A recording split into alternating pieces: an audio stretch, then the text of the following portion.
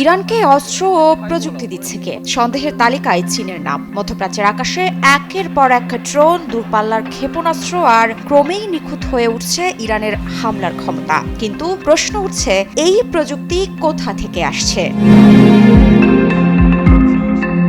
আন্তর্জাতিক বিশ্লেষকদের একাংশ বলছে, ইরানের সামরিক প্রযুক্তির পেছনে এখন দেখা যাচ্ছে নতুন এক ছায়া, যার নাম চীন। তাহলে কি গোপনে ইরানকে প্রযুক্তি সহায়তা দিচ্ছে চীন, নাকি এটি শুধুই কূটনৈতিক গুঞ্জন? মধ্যপ্রাচ্যের যুদ্ধের আড়ালে ঠিক কী চলছে?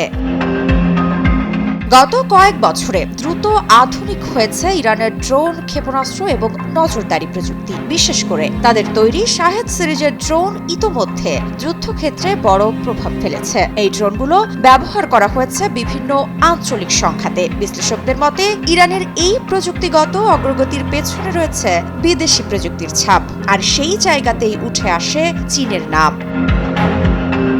আন্তর্জাতিক নিরাপত্তা বিশ্লেষকদের দাবি, চীন দীর্ঘদিন ধরে ইরানের সঙ্গে প্রযুক্তি, স্যাটেলাইট ও নজরদারি সক্ষমতা উন্নয়নে সহযোগিতা করছে। বিশেষ করে সামরিক সহযোগিতা ব্যবস্থা, ড্রোন প্রযুক্তি এবং ইলেকট্রনিক ওয়ারফেয়ার, এই তিন খাতে সহযোগিতার ইঙ্গিত পাওয়া গেছে। এর আগে ইউনাইটেড স্টেটস এর কিছু নীতি নির্ধারকও সতর্ক করে বলেছিলেন, ইরানের সামরিক সক্ষমতা দ্রুত বাড়ার পেছনে আন্তর্জাতিক সহযোগিতার বিষয়টি খতিয়ে দেখা প্রয়োজন।